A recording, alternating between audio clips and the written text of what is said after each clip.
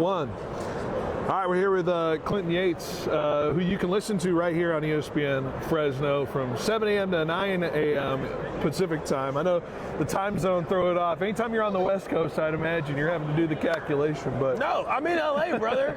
Yeah. Oh, no, yeah, you're over there. Yeah. But you always have to say East Coast time, right? I do say East Coast time, but I live in LA. Yeah, okay. The show is live from Studio 5. That's right. LA Live.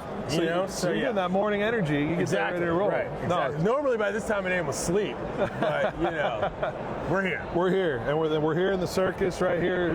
Super Bowl crazy weekend. We're getting geared up, and how wild is a week like this? So every year, I don't know how many times you've been to it. I've been a handful of times, and it's interesting because it's almost an indication as much of the growth of the industry as anything. I used to, when I wasn't doing a daily show, I would honestly just go around and look at people's rigs, like what equipment they're using and like how they're getting it done, because this is about as cutting edge as you're going to get. Yeah. Every time you're here, you're going to see the newest stuff. And so, as kind of a radio dork, there's part of me that enjoys this part of it, just honestly from an equipment standpoint. But you do get to see all sorts of people. Everything has grown so big. You got full-blown TV sets now, and the chaos is what we live for. It's almost like the convention. It's more than just the event and the game we're leading up to, but it's like everybody's just saying what's up.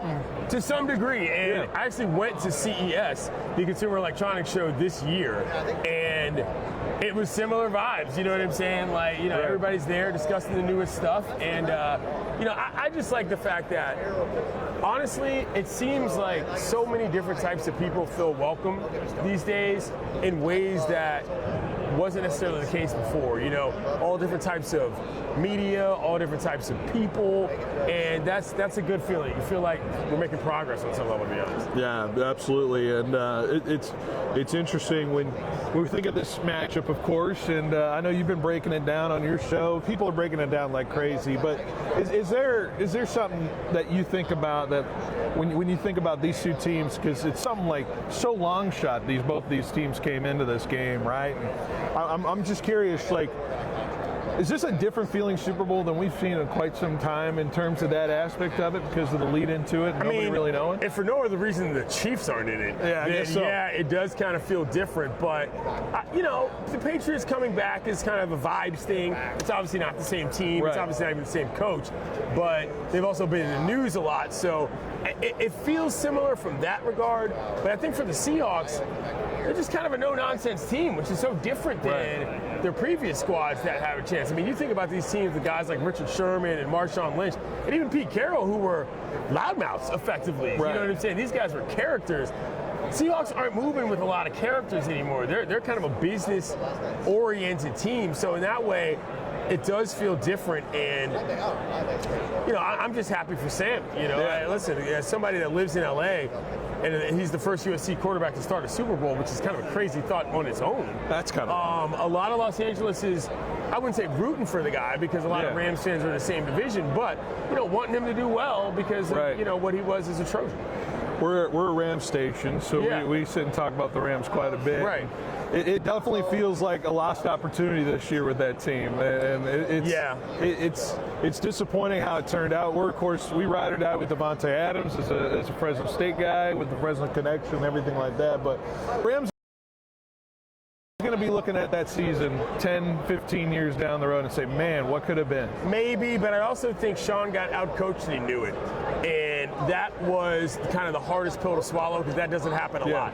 He said something in that post-game presser that I don't think I've ever heard him say that let me know that he was rattled. When he was talking about that 4th and 4 play, and when the running back got out, and he said, oh, they weren't supposed to be in that coverage. They got a little lucky. I said, Sean, a little lucky. How dare you say that some other guy got a little lucky because you got out-schemed? And that's when I was like, you probably deserve to lose that football game. And it was very out of character for him. Yeah. And it was also very flip, but it was also an indication to me that, again, sometimes you just get outmatched, and that's what happened. Did they have a good enough team to win that football game? Yes. Does play calling matter on the sidelines and scheming it up? Absolutely, and they paid the price. It definitely seemed like he was a little he was a little peeved at some reporters too, about the Stafford thing, and right. I don't know what to make of that. I'd put it at like 10% he isn't coming back. I put it at 90% he is going to come back. You can't do an MVP. Supposedly he might be the MVP. We'll probably should be. Probably should be. It's a regular season award. It's not like the playoff results matter in that scenario, but I think it's just a matter of whether or not he wants to. His buddy Clayton hung it up, so maybe that has some sort of indication that they want to kind of do one of those we're walking off together bits, but did he still have it in the tank? Absolutely.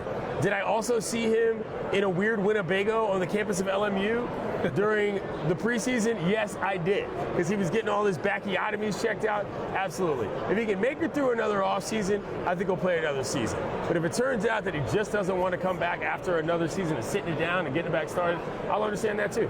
It's interesting how you think about teams in the construction, right? We got, like you said, with Darnold in this thing, and the guys getting second, third chances in this league where you felt like if you got only one shot and you didn't live up to it, you're out. You're not going to get another look. But this league is a little more forgiving now. Have you noticed that transition? Is it a little more open to that? Or? It is, because, as I've said for a decade, and if you've listened to my show before, quarterback is the worst coach position in the league. And when people started realizing, you know what? This many people can't be this bad. Maybe it's got to do with how folks are preparing, and this idea of, we just got the guy, let's just throw him into the soup and see if he cooks. Like, no, buddy, you got to do a little bit better than that. And I think folks started to come around when they realized they were wasting time, wasting draft picks, and wasting money because they had such short leashes on people when ultimately some of these guys kept coming back around. And that's where I'm glad that the league has evolved, because I was getting a little tired of seeing guys be 1 and 2 and dones, and everybody was like, oh, he's a super bust. There was a time when you drafted a guy like that and you just let him play, or you sat him down. You didn't get rid of him because you didn't like the fact that he wasn't coming out gangbusters. So it has moved back to the mean, and that's a good thing for football. Yeah, and I'm just thinking, like, is it a generational thing with the younger guys coming in is a little more open in that way as well. But it's interesting to see how kind of it evolves and everything like that. For sure. In terms of you mentioned the sports media landscape, how things are evolving here, and things are changing the way people consume it, right? I know it's been tough watching. I'm sure your Washington Post go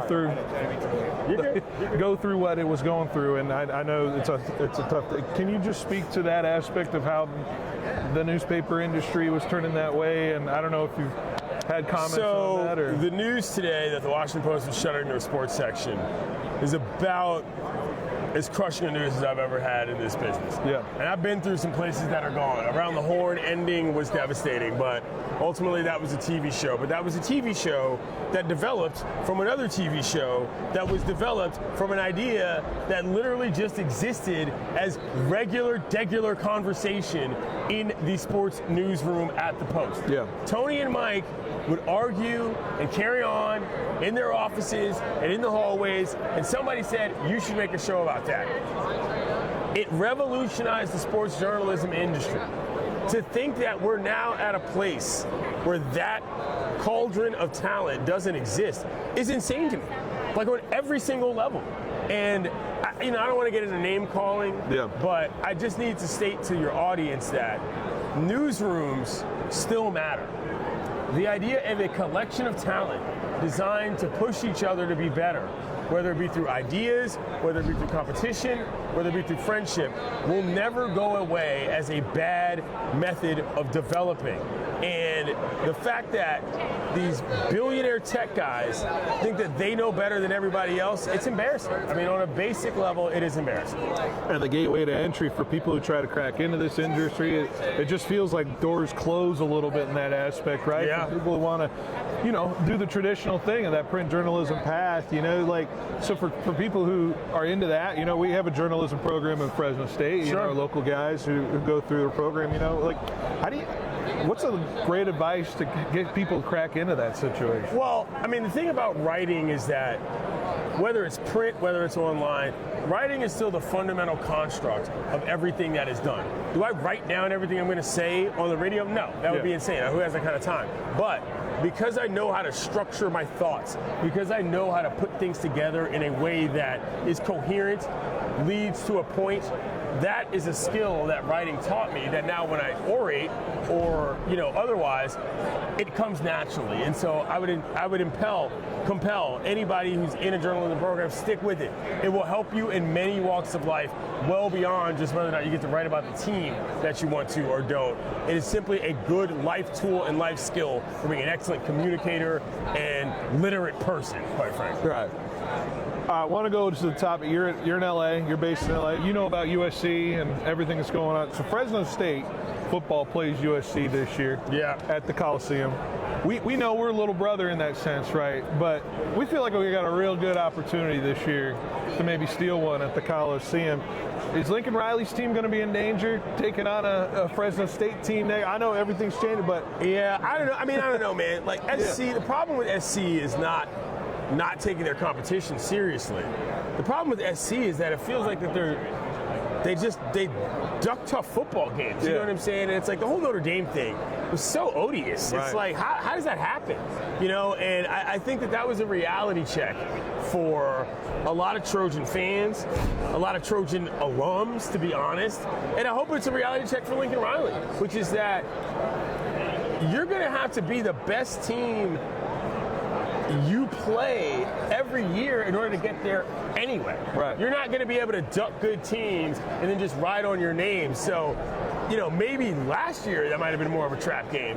But next year, I think USC is going to have a little bit more to prove. all I think about every time when we play them is Reggie Bush, that run. Yeah, it was part of the greatest plays in Trojan history, if not his greatest run ever. Right. So, yeah, I get it. Lastly, just final thoughts. I don't know if are you saving your prediction for your show and we can push it to it, or you got a prediction for this one? I think the Seahawks win by 10 points minimum. I don't think that the Pats have the defensive complexity that I don't think that the Pats have the scheme available to mix it up enough for Darnold to be confused enough to not be confident. I mean, that guy's playing at the highest level right now, and the Seahawks are rolling, and they're about their business. All right, Clinton, I appreciate it as always. No problem. 7 to 9 a.m. on ESPN Fresno. That's where you can find me, kiddos. Clinton and Friends. Thank you. All right.